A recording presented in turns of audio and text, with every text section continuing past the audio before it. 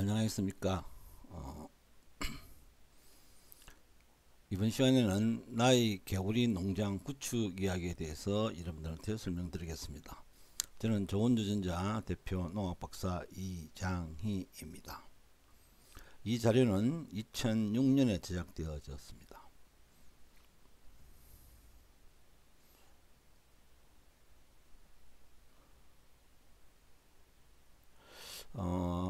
이 개구리 농장의 구축 동기는 먼저 우리나라의 개발 지역에서의 개구리 멸종위기 발생에 따른 보존 필요성이 대두되었기 때문입니다. 도시 인근 지역의 개발 시 생태 환경 변화에 따른 서식지가 파괴되어지고 있습니다. 그래서 개구리라든지 두꺼비, 도롱뇽 등의 서식지 파괴에 의한 멸종위기가 도래되어서 이러한 종들의 멸종위기 종들의 보존 필요성 때문에 개구리 농장을 구축하게 되었습니다. 또한 미국 포닥시 미국 내 개구리 농장 건설 붐을 보고 세상에 개구리 농장이라는 것도 존재하는구나라는 것을 알게 되었습니다. 그래서 국내 개구리를 보존하고 개구리를 통한 자원 개발이 필요할 것 같아서 나중에 돌아가면 개구리 농장도 한번 구성해 봐야 되겠다는 것을 잠재적으로 가지고 있었더랬습니다. 다음에 개구리에 대한 시장성이 높다고 판단했습니다. 개구리 알, 올챙이, 어른 개구리 등의 판로가 많다고 판단했기 때문입니다. 어린이들의 체험학습이라든지 또는 연구 재료 또는 식용 이런 데 다양하게 이렇게 판매될 것으로 기대를 했기 때문입니다. 다음은 제가 개구리를 너무 좋아해서 마니아 차원에서 국내 수집 개구리 안정적 보존을 위해서 개구리 농장을 구축하게 되었습니다. 저는 그동안 10년 정도 이상 전국 각지를 돌아다니면서 개구리 알을 수집하고 그 다음에 수집하고 개구리 농장에 이렇게 알이 부화돼서 정식되어질 수 있도록 했는데요. 본래 개구리는 기소 본능이 있기 때문에 자기가 올챙이 시절에 살았던 물에 다시 와서 성체가 되었을 때 알을 낳는다고 합니다. 그래서 그 기소 본능을 이용했기 때문에 개구리의 여러 종류들을 보존할 수 있을 것으로 기대되었습니다. 개구리는 생후 4년이 지나야 알을 낳고 그 알 낳을 때는 올챙이 시절의 웅덩이에 가서 살자는 습성이 있다고 합니다. 그래서 개구리 농장 건설을 꿈꾸기 위해서 다양한 책과 자료를 수집했더랬습니다. 그래서 양서류 관련 학회에도 참석하고 토론회에도 참석하기도 하였습니다. 그 다음에 미국인을 보니까 미국 개구리 농장에는 개구리의 다양한 종류의 개구리를 판매하고 있는 것을 보고 우리나라에도 개구리 농장이 있으면 좋겠다 이런 생각을 했습니다. 그래서 개구리 박물관도 나중에는 지어야 되겠다 이런 생각을 했습니다. 다음에 그래서 양서류, 파충류, 개구리 자료 이런 것들을 많이 수집을 했습니다. 아프리카 독개구리는 이렇게 그 올챙이를 등에 이렇게 지고 생육을 시킨다고 합니다. 그 다음에 도화살 개구리의 화학 방정식 그래서 바트라코톡신이라고 하는 도화살 개구리의 독은 이런 화학 방정식을 가지고 있습니다. 도화살 개구리는 특징은 화려하고 독이 아주 치명적이어서 조금만 묻어도 아주 크게 치명적인 증상을 준다고 합니다. 그 다음에 세계에서 가장 강한 독은 인터넷 검색하니까 이 검정 가부거미 독이 굉장히 치명적인데요. 그보다도 더 치명적인 독이 최근에 발견되었는데 브라질 완드링 스파이더라는 이 거미 독이 세계에서 가장 강력한 독이라고 알려져 있습니다. 개구리도 이제 독을 생성하기 때문에 뱀과 같이 독을 생성하기 위해서도 개구리가 어떤 면에서는 사용할 필요가 있다 이렇게 여겨집니다. 그리고 이제 전 세계적으로 새롭게 발견되어지는 개구리들이 이렇게 종종 있는데요. 발견자 이름이나 또는 그 지역의 특징을 부여해서 개구리 이름을 부여하게 됩니다. 그 다음에 영국에서 최근에 발견되어진 금개구리들이 있습니다. 그래서 개구리 자원이 많아지면은 생물 자원 기증, 기탁 이런 것들에 대한 제도를 통해서 환경부에도 이렇게 기증할 작정을 가지고 있습니다. 개구리 도롱뇽의 변태 과정, 개구리가 이렇게 변태되어지고요. 그 다음에 도롱뇽도 이렇게 변태되어지는 것을 볼 수 있습니다. 그 다음에 개구리를 해부해 보았는데요. 이 해부는 연구 목적으로 했습니다. 체외 수정이라든지 개구리 잡종 생산을 위해서 이 참개구리, 봄에 참개구리 이제 이렇게 월동에 깨어난 참개구리를 이렇게 잡아서 해부해 보니까 알집, 그 다음에 수컷은 정소 이런 것들이 관찰할 수 있었습니다. 그래서 정소를 쉐절해서 이 정자를 보니까 쉐절한 배양액 내에 정자가 있는 걸 볼 수 있었습니다. 그래서 이 숙개구리보다는 암개구리가 좀 더 큽니다. 그래서 숙개구리가 암개구리 등에 올라타서 앞발로 이렇게 그 복부를 꽉 누르면은 산란이 되어지는데, 산란되어질 때 숙개구리가 사정을 하게 됩니다. 그래서 체외 수정이 이루어지는 거죠.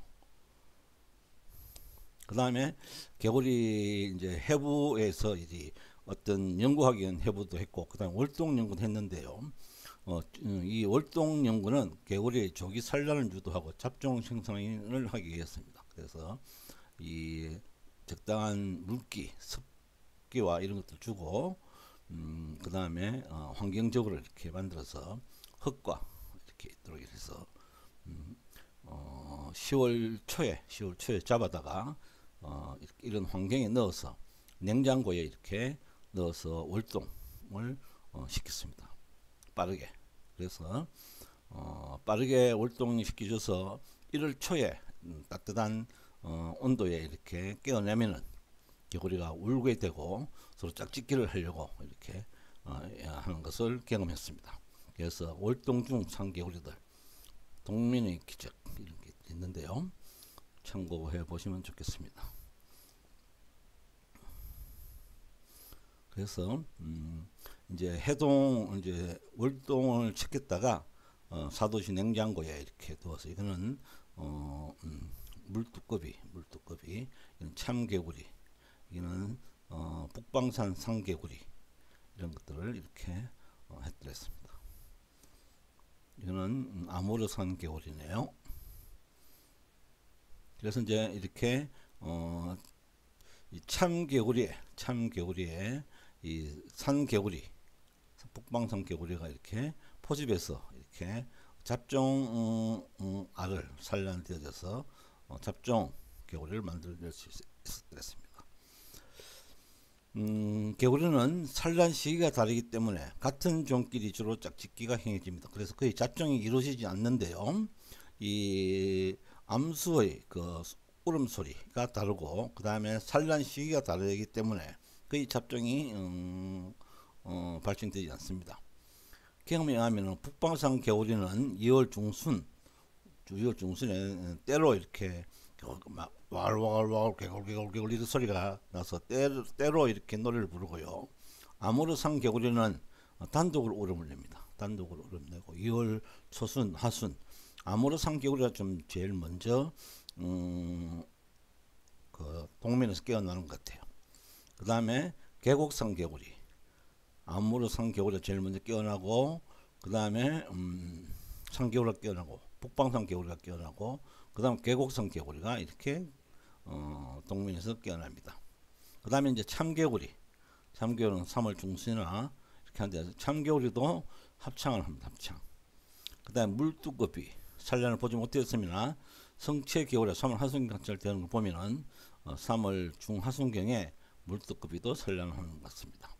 그 다음에 청개구리 3월 하순경에 단독으로 뿌앙뿌앙 이렇게 옵니다. 청개구리 뿌앙뿌앙 단독으로 옵니다. 그 다음에 두꺼비도 3월 하순, 황소개구리도 4월 6월. 두꺼비가 먼저 번식시기가 시작됨으로 해서 산란할 때 황소개구리에게 두꺼비가 포접하여 황소개구리를 죽게 만들기도 합니다. 그 다음에 무당개구리는 4월 하순경, 우리나라의 계곡, 이 산간 계곡에 무당개구리들이 많이 산란을 합니다. 이 중 황소개구리와 물두꺼비는 올챙이 때도 월동이 되어져서 익년 봄에도 올챙이 남는 경우가 있습니다. 더 자세한 것은 읽어보시기 바랍니다. 그 다음에 개구리를 산란하는 장면을 모니터링. 그래서 짝짓기 개구리가 이제 일찍 동면을 깨어가지고 따뜻한 약 한 15도에서 20도 정도의 온도를 올피면은 산란하기 시작합니다. 그래서 개구리가 이렇게 다른 개구리를 포접하려고 이렇게 노리고 있고 이런 것들이 보여 있습니다. 다음에 이것도 참고로 위주머니 보란 개구리, 올챙이 위 속에 부화시킨다고 합니다. 1974년 오스트리아 생물학자들에게 처음으로 동물계에 보고된 사례로 퀸즐랜드 주에만 서식한다고 알려져 있습니다. 그 다음에 코키 개구리, 몸의 길이 5cm 정도로 황갈색 개구리로 땅 위에다가 큰 알들을 낳는다고 합니다. 이런 여러가지 개구리들이 종종 새로운 개구리들이 보고되어지고 있습니다. 그 다음에 무당개구리 연구. 무당개구리는 미국 어느 학자가 우리나라의 무당개구리를 미국으로 가져가서 연구해 보니까 무당개구리는 수온이 26도로 맞춰지면은 연중 산란을 유도할 수 있다고 합니다. 그래서 이 무당개구리는 애완용 개구리, 좀 징그럽게 보이지만은 등 쪽은 이렇게 푸른색이고, 물론 변색이 가능합니다. 변온 동물이기 때문에 변색이 가능하고요. 그 다음에 이제 여기에 복부는 이렇게 빨갛고 검은 또는 희고 검은 이런 형태를 띠고 있습니다. 무당개구리 독은 이 복부에서 이 발생이 생겨나는데요. 무당개구리도 해부를 해보니까 무당개구리는 그렇게 상개구리처럼 알굴락이 크지 않고 조그마한 정도에서 약간 맑은 소류지에 이런 알들을 5개씩 붙여놓고 또 다른 데 또 붙여놓고 이렇게 해서 띄엄띄엄 산란을 하는 것을 관찰하였습니다. 무당개구리하고 두꺼비를 이제 이렇게 병에 가둬놓고 이렇게 약간 괴롭히면은 독을 뿜어내는데요. 이 복부 쪽에 이 독이 나옵니다. 두꺼비는 괴롭히면은 등 쪽에 하얀 물질 독이 뿜어냅니다. 개구리들의 작품 사진이 되겠습니다. 이 개구리, 이 청개구리인데요. 청개구리 올챙이가 이제 커서 개구리로 이렇게 변태되어지는 과정에 이제 꼬리가 작아지고 있습니다. 꼬리가 작아지는 과정의 개구리를 제가 올구리라고 명명을 했어. 올챙이 개구리, 올구리. 그래서 옛날에는 제 동료들한테 제 별명을 올구리라고 불러주라고 이야기한 적이 있습니다. 이 사진을 보내주고, 그리고 이제 개구리들이 이렇게 청개구리, 이런 두꺼비, 이거는 상개구리, 이렇게 상개구리, 두꺼비 올구리, 청올구리 이렇게 사진을 찍었습니다. 그 다음에 이제 올챙이가 진행되어지는 과정에서 이제 개구리로 이렇게 되는데, 이거는 이제 계곡산 개구리입니다. 계곡류에 이렇게 있는데, 이 계곡류에 벚꽃이 막 떨어집니다. 이때 이제 올챙이에서 개구리로 이렇게 변화되어지는 시기. 그래서 제가 이름을 붙이기를, 이 시기에 개구리로 되기 때문에 계곡산 개구리는 벚꽃 개구리다. 벚꽃이 질 때쯤 개구리로 변해진다. 걸 알게 되었습니다. 그 다음에 개구리 천적들, 개구리 천적들은 이렇게 쥐, 박쥐, 철새, 사람, 큰 노랑태 먼지벌레 이런 것들이 있습니다.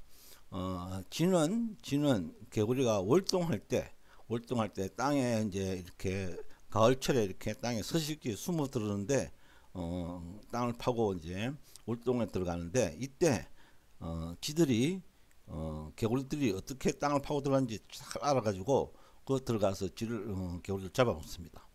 그 다음에 박쥐는 이제 산란 시기 때 이 문온에서 막 개굴 또는 연못에서 개굴 울면은 박쥐가 밤에 그 개구리 연못이나 문온 위에 박쥐들 날아다니면서 개구리 소리나 움직임을 간파해 가지고 개구리를 낚아채 갑니다. 이때는 막 박쥐가 막 그 저녁 회식하는 것처럼 떼거지로 이루어와서 하늘을 새카맣게 덮을 정도로 개구리들을 잡아갑니다. 그래서 개구리들이 거의 남지 않을 경우가 있는데요. 이때 박쥐가 개구리를 잡아간다. 그 다음에 이제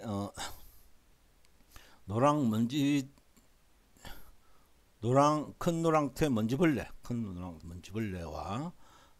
그 다음에 이제 이 큰 노랑태 먼지벌레가 개구리를 이렇게 독을 주입하는 것 같아요. 그래서 개구리가 바로 그냥 죽습니다. 그러면 개구리 접을 쫙 빨아먹고 이렇게 죽이는데요. 이런 것. 그래서 사람들이 또 이제 월동 시기 때 뭐죠? 그 북방산 개구리는 야산 근처에 있는 문온의 그 땅에 이렇게 월동을 주로 하는데 땅을 파가지고 주로 이렇게 개구리를 천접하고요. 그 다음에 이제 또 계곡산 개구리는 소류지 큰 바위 밑에 이렇게 월동을 하는데요. 망치로 쳐가지고 개구리를 또 천접하는 그런 것들을 봤는데 그렇게 사람도 개구리를 엄청 많이 잡아먹습니다. 영국이나 그 다음에 싱가포르 이런 데에는 개구리 요리가 많이 발달되어 있는데요. 이 피자에 개구리 뒷다리 몇 개 이렇게 얹으면은 피자값이 한 2배 이상 이렇게 높아진다고 합니다. 그래서 개구리 이 뒷다리 요리가 많이 알려져 있습니다. 그 다음에 개구리 포획장치. 개구리는 그 같은 종의 개구리 소리를 듣고 이렇게 모아둡니다. 그래서 수컷 울음소리를 내면은 우렁찬 수컷 울음소리를 내면은 암컷들이 모아지는데요. 그런 경험을 어디서 했냐면은 옛날 제가 국립종축원에 근무했을 때 당직을 하면은 당직하는 날 비가 막 오면은 개구리들이 막 개굴개굴 웁니다. 그리고 사람이 가면은 조용해지고 그래서 이제 개구리가 이렇게 처음 크게 우는 데 가서 개구리 울음을 녹취했어요. 녹취하고 이제 그 뭐죠? 해서 녹음했다가 이제 다른 곳에 개구리가 소리가 안 들리는 다른 곳에 그 녹음기를 틀어놓으니까 개구리들이 그쪽으로 모여드는 그런 것을 경험한 적이 있습니다. 그래서 개구리 이렇게 포획 장치도 이렇게 개구리 울음소리를 이용하거나 또는 개구리 한 마리를 잡아다가 이 안에 넣어 놓으면은 개구리가 울거나 이렇게 합니다. 그래서 그러면 다른 개구리들이 와서 여기에 들어가지게 되는데 개구리 트랩을 이렇게 도면을 작성해서 이렇게 제작을 해 보기도 하였습니다. 그 다음에 이제 제가 개구리 농장을 이렇게 했다가 그 이듬해에 구축했다가 이듬해에 어떻게 개인적인 사정에 의해서 이 개구리 농장을 팔게 되었습니다. 팔게 되었다 보니까 그 새로 토지를 매입하는 사람이 이 개구리 농장을 다 매립해 가지고 개구리 서식되어지는 농장이 없어졌더랬습니다. 그러고 나니까 그 다음 해 봄에 개구리들이 이 자기들이 알을 낳으러 왔는데 없는 걸 보고 길에서 막 오갈 데 없으니까 길가에 막 이렇게 개구리가 울다가 막 이렇게 로드킬 당하는 그래서 많은 개구리들이 여기서 죽어져 나왔습니다. 여러 종류의 개구리들이 죽어져 나온 것을 목격했습니다. 자, 개구리를 아주 좋아해주고 무당 개구리, 아무르 개구리, 맹꽁이, 올챙이, 도롱뇽, 그 다음에 청개구리 이런 것들을. 상개구리 종류는 여러 세 가지가 있는데요. 북방산개구리는 이렇게 봄에 이렇게 빨간색, 남쪽에는 좀 빨간색을 띱니다. 그러나 중부 위북 지역은 이렇게 조금 어두운 밝은 갈색을 띠죠. 그래서 북방산 개구리는 문온이나 이렇게 조금 고여있는 물, 그리고 빨리 물이 없어지지 않는 문온이나 이런 데 알을 주로 낳습니다. 그래서 알을 낳고 그 다음에 바로 또 산으로 갑니다. 산으로 갔다가 또 이제 또 추워지면은 또 산을 가서 또 월동하다가 다시 또 깨어나서 또 개굴 이렇게도 하는데요. 이런 식으로 알을 낳습니다. 북방산 개구리는 뒷발가락에 물갈퀴가 이래 있어. 물갈퀴. 이제 이렇게 빨간색도 있고, 이거는 저쪽 부산 지역에서 이렇게 잡아온 북방산 개구리였습니다. 그 다음에 이제 이렇게 이런 지금 이제 산란하고 나서 이렇게 배가 홀쭉해진 암컷입니다. 이렇게. 그리고 막 떼거지로 이렇게 웁니다. 그래서 그때 이렇게 우는 쪽에 가면 계곡 소류지 또는 갇혀있는 웅덩이 물 같은 이런 데 가면은 막 활활 있어요. 이렇게 해서 북방산 개구리들이 이렇게 있어. 북방산 개구리 올챙이들은 이렇게 지냅니다. 깨끗한 물에 지내죠. 그래서 북방산, 이거는 계곡산 개구리. 그거는 약간 얼룩이 펀득펀득한데요. 그런데 북방산 개구리는 흐르는 물 소류지의 밑에 이리 알을 낳습니다. 알을 낳는데요. 이렇게 알집, 이게 알굴락들 이렇게 많아지죠. 그래서 이렇게 그 다음에 이렇게 이제 물 가장자라든지 이렇게 모아져서 이렇게 살아가고 있습니다. 계곡산 개구리도 뒷다리에 물갈퀴가 있습니다. 물갈퀴가 있다. 그 다음에 이거는 아무르산 개구리입니다. 아무르산. 조금 북방산 개구리나 계곡산 개구리보다도 조금 적습니다. 적고 주로 이렇게 빨간색이면서도 이게 주둥이 테두리 등의 특징입니다. 아주 조그마한 소류지, 조그마한 소류지에 단독으로 알을 낳습니다. 이렇게 단독으로 알을 넣고, 그 다음에 알을 낳은지 여기에 낳고 나면은 이 주변에 숨어 있습니다. 그래서 알을 슬쩍 건들면은 또는 그 주변에 이 개구리를 찾을 수 있습니다. 북방산 개구리 입입니다. 입. 아무르산 개구리의 입. 물갈퀴가 이거는 조금 적은 편이다. 그리고 이제 산란하기 전의 그 암컷 아무르산 개구리입니다. 앞다리는 이렇게 물갈퀴가 없습니다. 그다음 청개구리는 이 보호색을 그 주변 환경에 잘 맞춥니다. 여름철에는 녹색이고, 그 다음에 겨울철에는 이렇게 가을쯤 되면 이렇게 또 하얀색으로 이렇게 변해집니다. 그래서 변온동물, 변색, 이렇게 도마뱀처럼 변색을 잘 하는 개구리가 청개구리입니다.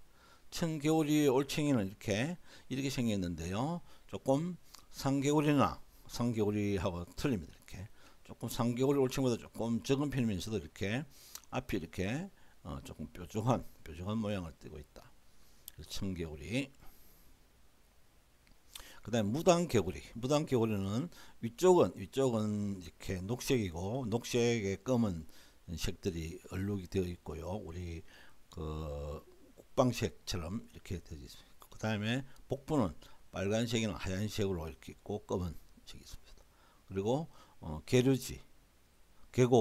계류지에 소류지에 이렇게 알을 돌이나 나뭇가지 이렇게 몇 개씩 이렇게 붙여서 알을 산란을 합니다.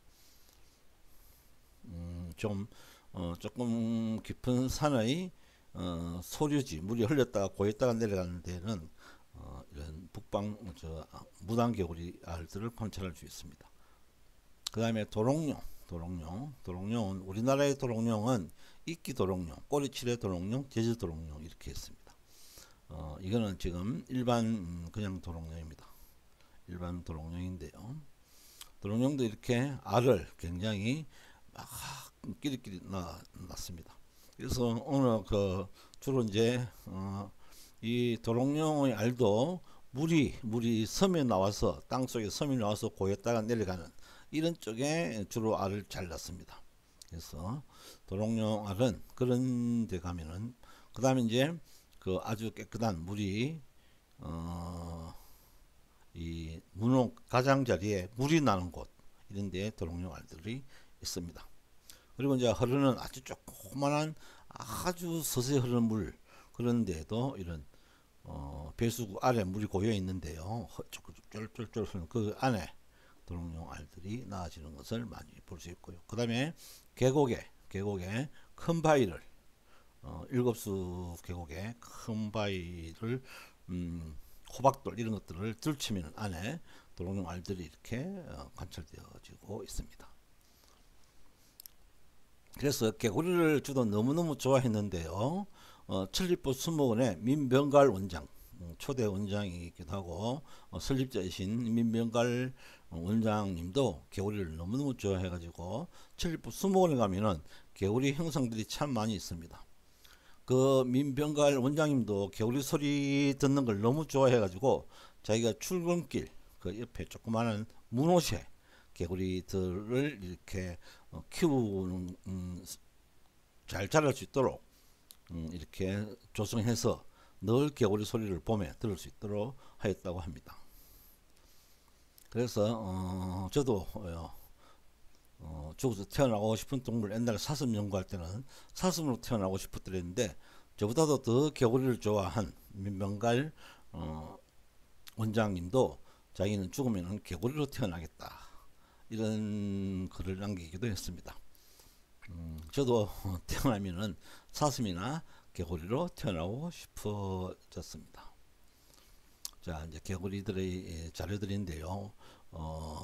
이거는 맹꽁이는 주로 이렇게 5, 6월달에 이렇게 소나기가 확 내려오면 물이 싹 고이잖아요. 이때 그 물 고여 있는 이런데 바로 그냥 산란합니다.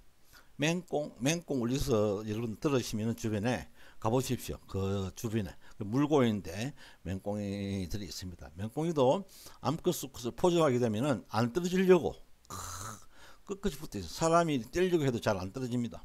그래서 포접 중인 맹꽁이를 포획한 적이 있습니다. 그리고 오늘 하루는 이 단지 안에 빠져 있는 이 맹꽁이를 이렇게 봤습니다. 그러니까 이 맹꽁이는 어디서 상처를 입었는지 한쪽에 눈이 없었더랬습니다. 그래서 이 맹꽁이를 외눈박이, 보름배기 맹꽁이라 이름 지어주고 살려주었습니다. 살려주었더랬는데 아주 고맙다는 뜻이 몇 번 가다가 뒤돌아보고 가는 것을 확인했습니다. 그래서 이런 맹꽁이도 자기 생명 원인이라든지 이런 것은 알고 있구나 이런 것을 알았더랬습니다. 그 다음에 삶은 개구리. 이 삶은 개구리 그림은 피카소가 그린 그림인데요. 피카소도 이 삶은 개구리를 이렇게 그려서 후대에 뭔가를 이렇게 일깨우기 위해서 이렇게 삶은 개구리를 그리는 것 같아요.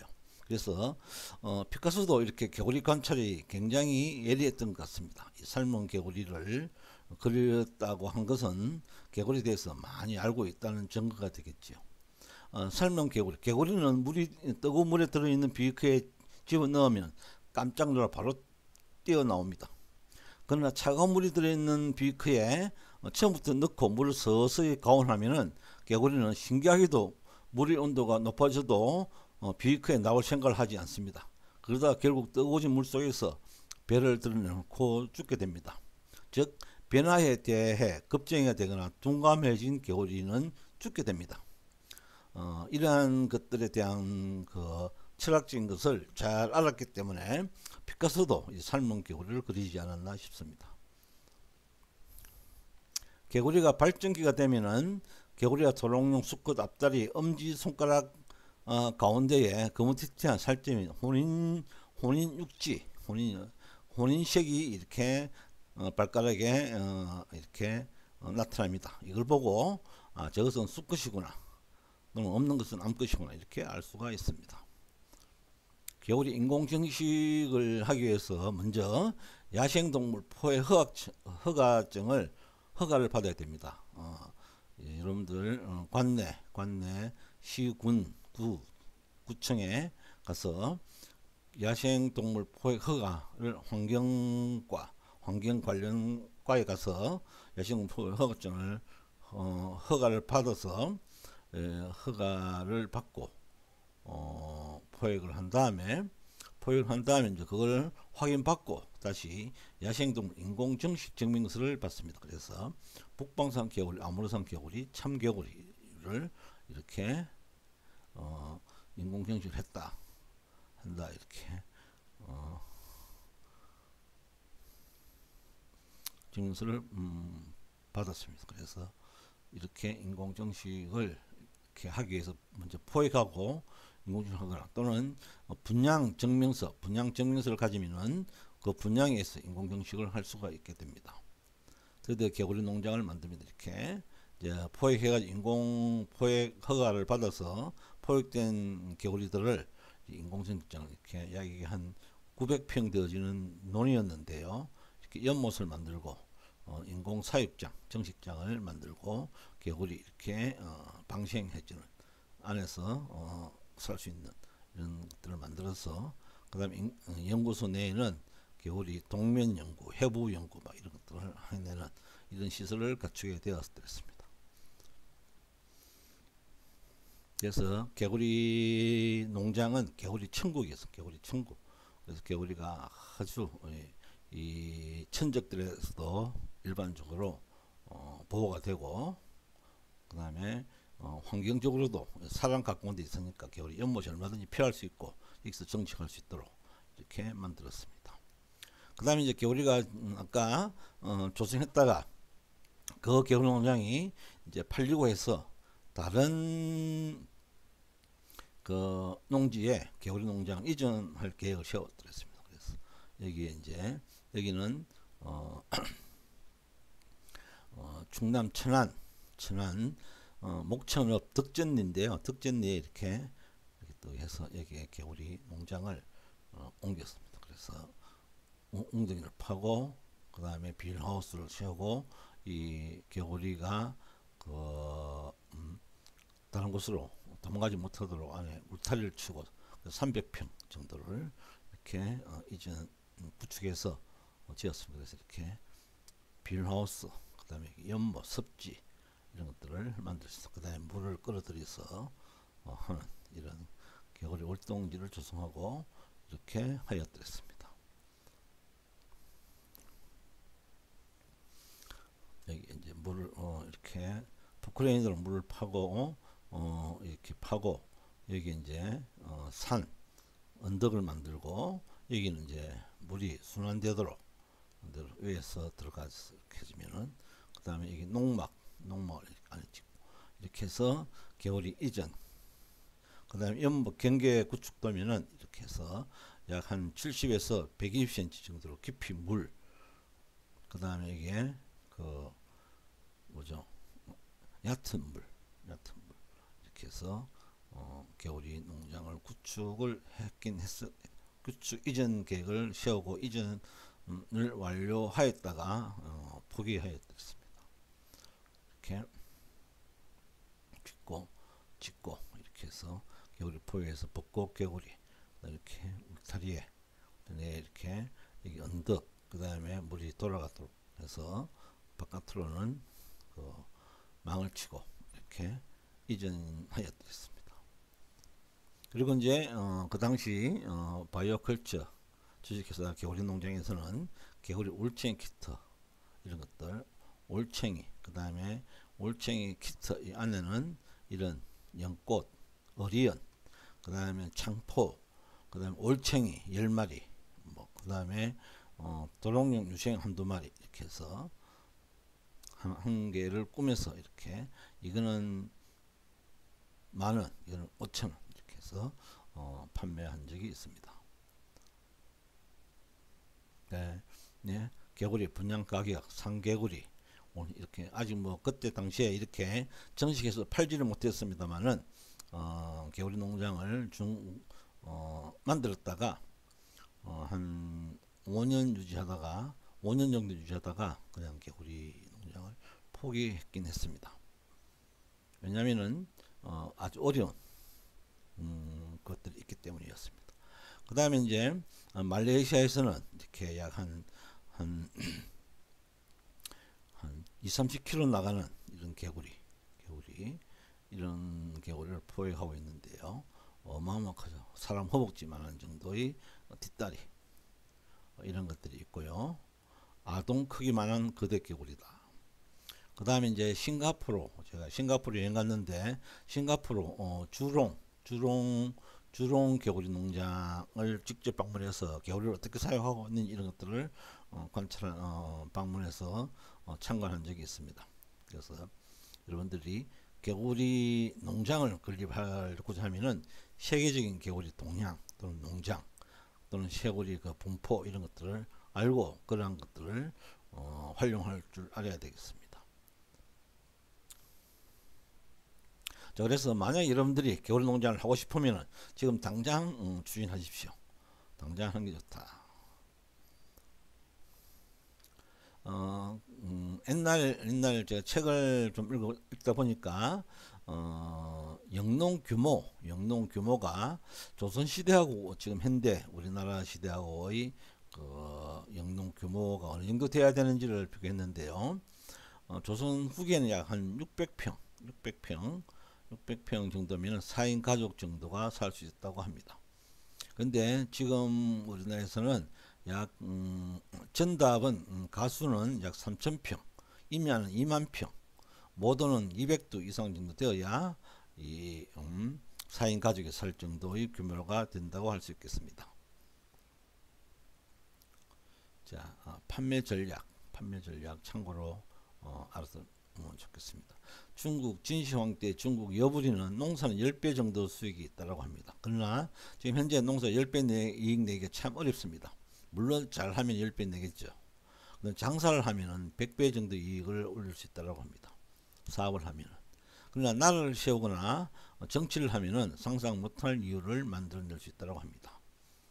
자, 상품은 가능하면 가장 비싸게 팔고 독점하는 경향을 가지면 좋겠습니다. 광고 이야기인데 이건 일본 사케 술인데요. 이 술을 포장을 이렇게 옷을 입혀놨는데요. 이걸 벗겨야 마실 수 있는 술 아이템입니다. 그 다음에 포스트잇 이렇게 뗐다 붙였다 하는 포스트잇을 어느 그 사람이 이렇게 네 여자친구 이름을 모를까 싶어서 이름을 적어놓고 잠들어서 다시 일찍 일어나서 이름이 뭔지를 확인한 그런 것들에 의해서 포스트잇이라고 하는 메모지가 발명되어졌다고 합니다. 개구리 농장 사업 전환하면서 나중에 폐업을 하게 되었습니다.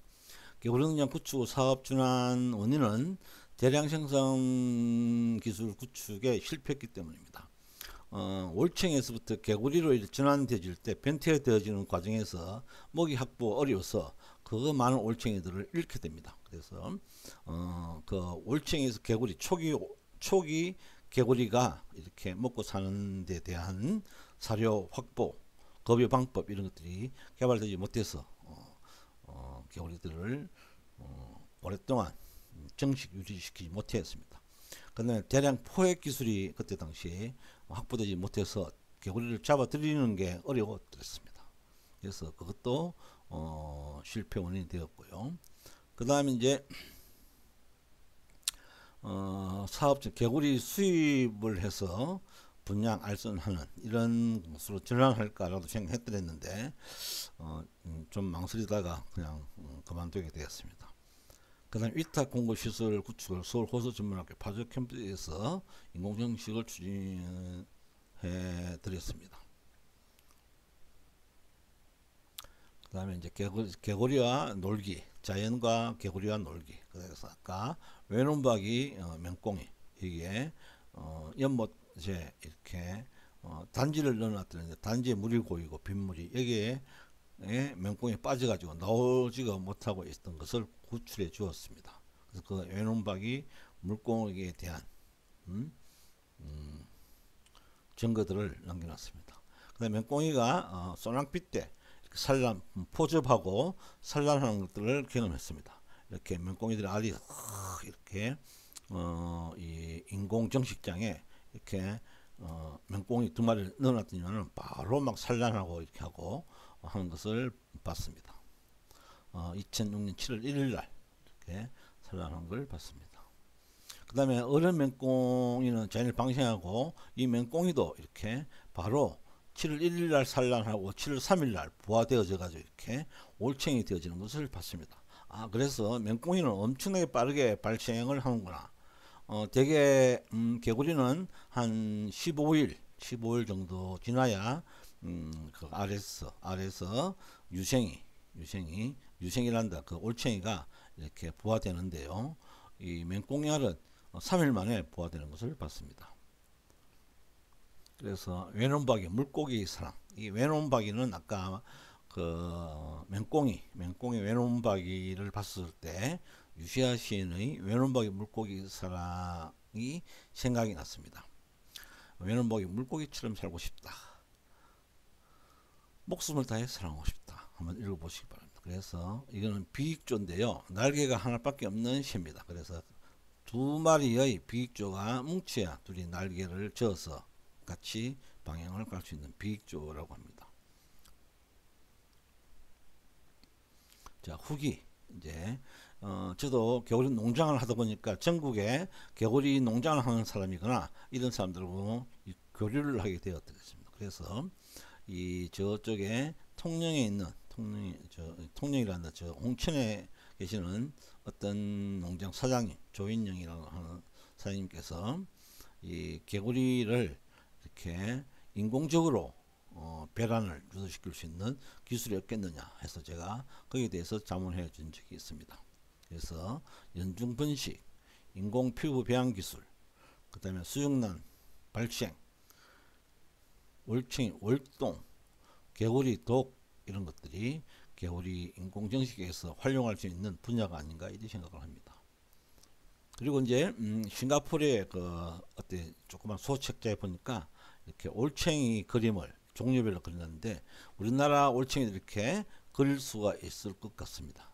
언제 시간이 되면 우리나라 올챙이도 청개구리, 상개구리 세 종류, 그 다음에 참개구리, 두꺼비, 물두꺼비, 그 다음에 옴개구리 이런 올챙이들을 이렇게 그려둘까 생각합니다. 여러분들도 이렇게 자연을 굉장히 관찰하면은 자연에서 위대한 발견이 이루어지는 거죠. 그래서 세계적으로 위대한 사람들은 책에서보다도 자연에서 이렇게 더 많은 지혜와 지식을 가질 수 있었습니다. 여러분들도 자연에서 이렇게 놀면은 더 많은 지혜와 어떤 기술, 지혜를 배울 수 있을 것으로 기대됩니다. 그 다음에 멍청한 수컷 개구리 위대한 사랑이라는 책이 있는데요. 이건 개구리 종류를 굉장히 많이 안내해 놨습니다. 저는 인생 키워드로 개구리, 사슴, 돼지, 책 읽기, 여행, 농장, 호두, 봉선화 이런 키워드를 가지고 이런 키워드에 대해서 굉장한 정보를 수집하고 또 여기에 대해서 전문가가 되려고 노력을 해왔습니다. 프로젝트 참여에도 감성 자극이 필요한데요. 편지를 써서 이렇게 교환하면 참 좋습니다. 개구리는 멀리 뛸 때 반드시 움츠리는데 힘든 시기에는 내가 멀리 뛰기 위한 시련이다 라고 생각하면 더욱 좋겠습니다. 전문가가 되는 길. 전문가가 되는 길은 최고의 전문가를 빨리 만나는 게 좋습니다. 그리고 나의 전문가 이야기를 만들어내는 것도 중요합니다. 개구리 농장, 제인구달의 침팬지, 콘나트 로렌츠 야생거위, 고플란트의 바퀴벌레 이런 것들이 자기들이 그런 동물들에 대한 관찰에 의해서 책을 만들고 그걸로 해서 여러가지 지혜 그 다음에 기술 이런 것들을 밝히는 사람들입니다. 그래서 도준하는 삶, 아까 피카소가 삶은 개구리를 만들었듯이, 삶은 개구리를 그렸듯이 여러분들도 어떤 특정 동물, 어떤 특정 분야에 여러분들이 오랫동안 관심을 가지고 하게 되면 그 분야의 전문가가 될 수 있다. 거기에서는 관찰과 또는 정보 수집 이런 것들이 철저히 해내면은 10년 정도 지난 후에는 여러분들도 모르게 그 분야의 전문가가 될 수 있다 라는 뜻입니다. 자, 그 다음에 이제 개구리 애찬이라는 글을 썼는데요. 이상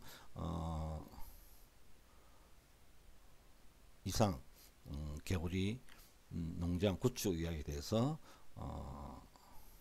안내를 마치겠습니다. 감사합니다. 이 자료는 여러분들 동물박사 인공수능에서도 유튜브에 검색하셔서 열람할 수 있을 것으로 기대됩니다. 감사합니다.